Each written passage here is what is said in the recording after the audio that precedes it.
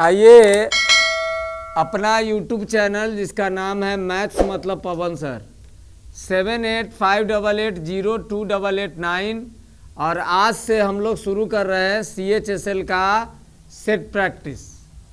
मतलब CHSL में previous जितने भी सवाल है उन सवालों को हम लोग देखेंगे, मैथ के सवालों को कि कैसे बनाएं, कितना जल्दी बनाएं। तो इसी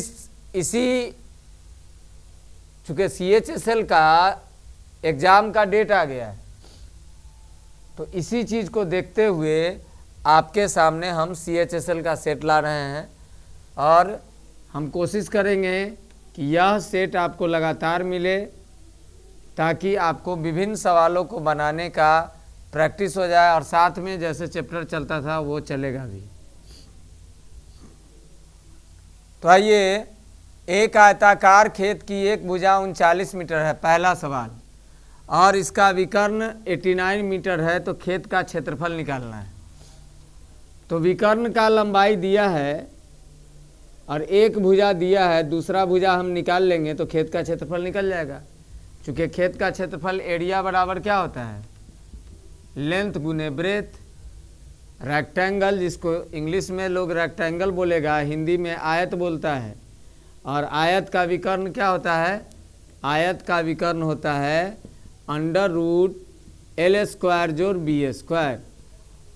तो विकर्ण का मान आपको पता है, विकर्ण का मान आपको पता है, एक साइड भी पता है, दूसरा साइड आप निकाल लीजिएगा तो एरिया निकल जाएगा। तो यहाँ से आप विकर्ण का मान दिया 89 तो 89 लिख देंगे, रूट अंडर है तो हटा दो, यहाँ स्क्वायर चढ़ जाएगा। एगो कोई भुजा दिया है, जैसे L² मान लो कि हमको निकालना है, B39² लिख देंगे। L² का मान हो जाएगा 89² माइनस 39²। अब जैसे यहाँ माइनस में देखेंगे तो यहाँ पर स्क्वायर करने में समय लगेगा, इसलिए आप क्या करिएगा, A+B और A-B कर लीजिएगा, ये थोड़ा जल्दी हो जाएगा। ये माइंड में भी कर सकते हैं, लिखने की ज़रूरत नहीं है। तो आप जोड़िएगा तो 9 9 18 8 3 11 1 12 128 हो जाएगा और इसको घटाएंगे तो 50 हो जाएगा। L², तो L का मान क्या हो जाएगा, रूट अंडर। अब गुना मत कीजिएगा, जब भी रूट में जाएंगे तो गुना करके मोटा नहीं कीजिएगा, छोटा करते रहना है। जैसे 2 गुने हम 64 गुने 50 कर लिए, इससे फ़ायदा क्या हो गया, 50 दूनी 100, 100 का वर्गमूल 10 और 64 का वर्गमूल 8, तुरंत निकल गया हमको एगो भुजा 80। और अब हमको एरिया लिखना है, तो लेंथ गुने ब्रेथ, तो 80 गुने 39 करेंगे तो आ जाएगा आपको 3120 मीटर स्क्वायर, और ये आपका C ऑप्शन सही हो जाएगा। मतलब एरिया निकालना था, एक डायगोनल दिया था, एक साइड दिया था, सबसे पहले दूसरा साइड निकालेंगे।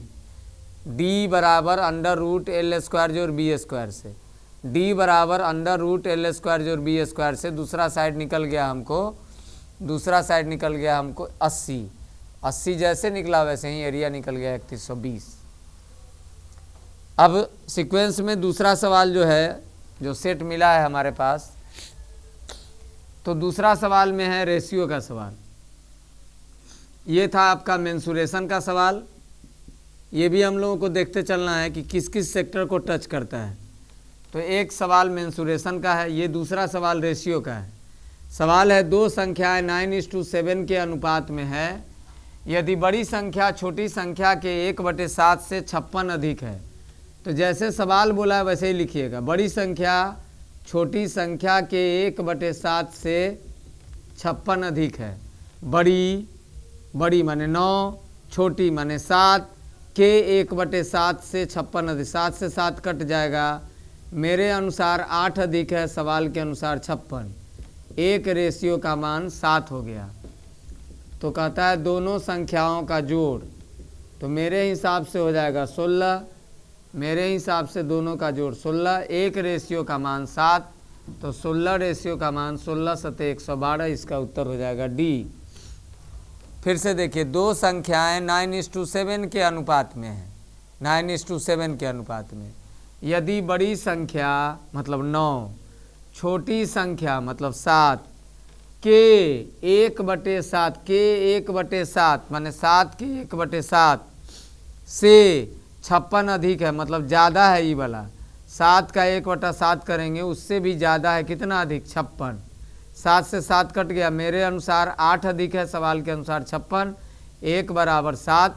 तो दोनों संख्याओं का योग मेरे अनुसार 16, सवाल के अनुसार चूँकि 1 रेशियो का मान 7 आया तो 16 रेशियो का मान 112 होगा।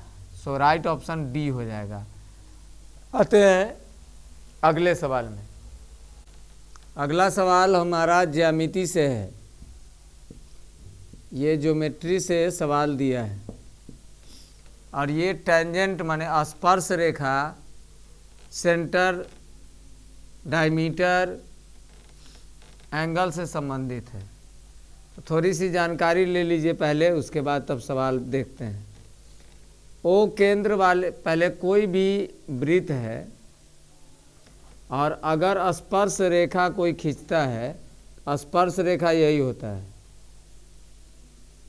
जो वृत्त को कहीं से छू के जाए, और ये स्पर्श रेखा से केंद्र को मिलाएंगे तो हमेशा 90 डिग्री बनेगा। स्पर्श रेखा से केंद्र को मिलाएंगे तो ये रेडियस हो गया, तो हमेशा कितना डिग्री बनेगा? 90 डिग्री। कहीं भी स्पर्श रेखा आप खींच लीजिए, वृत्त में कहीं भी खींच लीजिए, अगर स्पर्श रेखा से रेडियस को मिलाएंगे तो कितना डिग्री बनेगा? 90 डिग्री।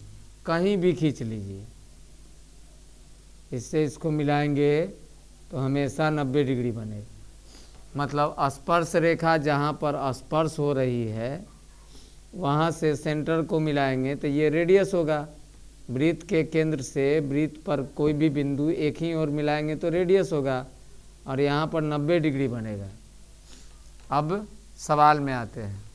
ओ केंद्र वाले वृत्त में APB बिंदु P पर स्पर्श रेखा है। एक वृत्त है जिसका सेंटर O है और एक स्पर्श रेखा है टेंजेंट जिसका नाम है APB। P पर स्पर्श रेखा है, माने P पर छू रहा है। यदि व्यास MN, व्यास का नाम दे दिया है MN, ये व्यास हो गया, आपको पता ही होगा। सेंटर के इधर रेडियस, EV रेडियस, अब मिला दिए तो व्यास। अब यहाँ पर कोण BPN 52 डिग्री दिया है, BPN, यह कोण दिया है 52 डिग्री, और यह कोण आपको पूछ रहा है PNM, PNM, यह कोण आपसे पूछ रहा है, ये वाला। तो कुछ नहीं करिए, अभी जो थ्योरी पढ़े हो उसी के अनुसार करिए। यहाँ से रेडियस इसको मिलाइए, जैसे ये रेडियस है वैसे ही ये भी रेडियस है, तो इसका मतलब क्या होगा? ये और ये दोनों बराबर हो जाएगा। तो त्रिभुज में, एक किसी भी त्रिभुज में अगर ये दोनों भुजा बराबर है तो इसके सामने का ये एंगल, इसके सामने का ये एंगल बराबर होगा, राइट। इसका मतलब ये कोण और ये कोण दोनों बराबर होगा। और अभी आप क्या पढ़े हो कि स्पर्श रेखा को वृत्त के केंद्र की त्रिज्या से मिलाएंगे स्पर्श बिंदु पर तो टोटल 90 डिग्री बनेगा। तो यहाँ 52 डिग्री है। अब कितना डिग्री लिखेंगे कि 90 डिग्री पुट जाएगा, क्योंकि इतना दूर अभी बताए हैं 90 डिग्री होगा, कहीं भी खींचेंगे 90 डिग्री होगा। तो ये 52 डिग्री है तो यहाँ हो जाएगा 38 डिग्री, और ये 38 डिग्री हो जाएगा तो ये भी एंगल कितना डिग्री हो जाएगा? 38 डिग्री। क्योंकि त्रिभुज में जो भुजा समान है, ये और ये समान है। क्यों समान है? क्योंकि ये दोनों तो रेडियस है, यहाँ से यहाँ भी वृत्त की त्रिज्या है, यहाँ से यहाँ भी वृत्त की त्रिज्या है। तो वृत्त की त्रिज्या माने त्रिभुज में दोनों भुजा समान है, अतः ये दोनों कोण बराबर होगा। इस कोण का माप आप निकाल लिए स्पर्श रेखा और वृत्त की त्रिज्या के गुण से 90 डिग्री होता है, तो 52 डिग्री और 38 डिग्री हो गया। अगर ये 38 डिग्री हो गया तो ये भी क्या हो जाएगा? 38 डिग्री। इस प्रकार आपका एंगल PNM का मान हो गया 38 डिग्री। ऑप्शन नंबर डी आपका सही है। इसमें दो गुण के बारे में आपसे पूछा है कि क्या आपको पता है कि नहीं। स्पर्श रेखा मतलब ये जो सट के जाता है वृत्त पर और रेडियस के बीच हमेशा 90 डिग्री समकोण बनता है, 90 डिग्री। और साथ में अगर दो भुजा बराबर हो, त्रिभुज में दो भुजा बराबर हो तो इस प्रकार आमने सामने के कोण बराबर होते हैं। इन दोनों गुणों के आधार पर ये सवाल आपका पूछा, तो इसका उत्तर 38 डिग्री हो जाएगा। आते हैं अगले सवाल में। अगला सवाल, एक पेन को 26 रुपया में बेचने पर क्रय मूल्य के 1/14 के बराबर हानि होता है, तो हम लोग क्या करेंगे, सीपी को ही 14 मान लेंगे। लॉस कितना हो गया, 1। इसका मतलब एसपी कितना रहा होगा, 14 रुपया में खरीदे, सीपी को 14 मान लिए, जो नीचे वाला है उसी को मूल चीज़ मान लिए।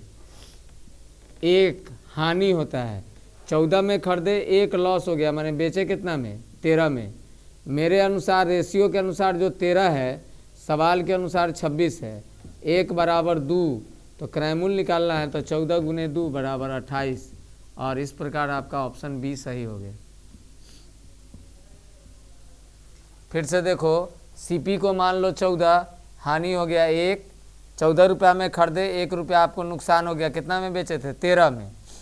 मेरे अनुसार 13 रेशियो का मान सवाल में दिया 26, 1 रेशियो का मान 2, 1 रेशियो का मान 2, 1 रेशियो का मान 2 रुपया, तो सीपी निकालिए, तो 14 रेशियो का मान 14 गुने 2 28 रुपया। और इस प्रकार राइट आंसर ऑप्शन बी। आते हैं अगले सवाल में। अगला सवाल आपको अलजेब्रा से है। ये x² प्लस 1/49 x² का मान दे दिया है 15 से, तो 105 अपाच 110/7 दे दिया है, राइट। और इसी के जस्ट रिवर्स, जो बच्चे यहाँ पर पढ़ते हैं वो जान रहे होंगे इस बात को, जो अलजेब्रा पढ़ते हैं, तो इसका जस्ट रिवर्स करेंगे तो हो जाएगा गिवन 110/7, प्लस से प्लस में आ रहे हैं तो +2 मल्टीप्लाई जो अपोजिट है तो 1/7, तो ये हो जाएगा 110 में 2 जोड़ दो तो 112/7, 7 से काट दो, 7 एकम 7, 16 से तो 112 होता है 16, तो +-4, इसका उत्तर सी हो जाएगा। सो राइट आंसर +-4। जब भी ऐसा सवाल हो, ध्यान रखना मेरे प्यारे बच्चों, जैसे सवाल पूछा नहीं कि खट से उत्तर आ जाएगा। देखना, इसका रिवर्स है, जैसे ये स्क्वायर है वैसे ही रिवर्स है, तो रिवर्स है तो क्या चढ़ा देंगे, रूट, जो दिया हुआ मान है वो लिख देंगे।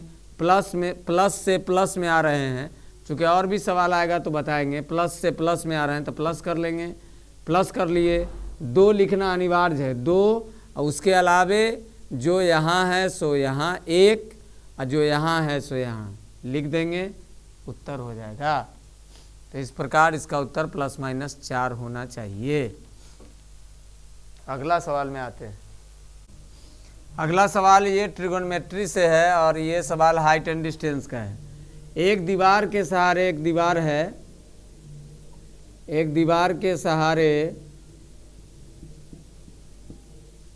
एक सीढ़ी का उन्नयन कोण 45 डिग्री है। एक सीढ़ी लगा हुआ है जिसका उन्नयन कोण 45 डिग्री है। तो जब भी 45 डिग्री रहेगा बउआ, तो करना ये है कि इसका रेशियो 1/√2 होता है, राइट। अब कहता है सीढ़ी की लंबाई 12 मीटर है, इसका लंबाई दे दिया 12 मीटर, दीवार और सीढ़ी के बीच का ये वाला लंबाई पूछता है। तो मेरे पास √2 का मान दिया 12, निकालना है 1 का मान, तो 12/√2 कर लेंगे। तो 12/√2 से इसको काट दो, 6√2 बार कट जाएगा, तो 6√2 मीटर।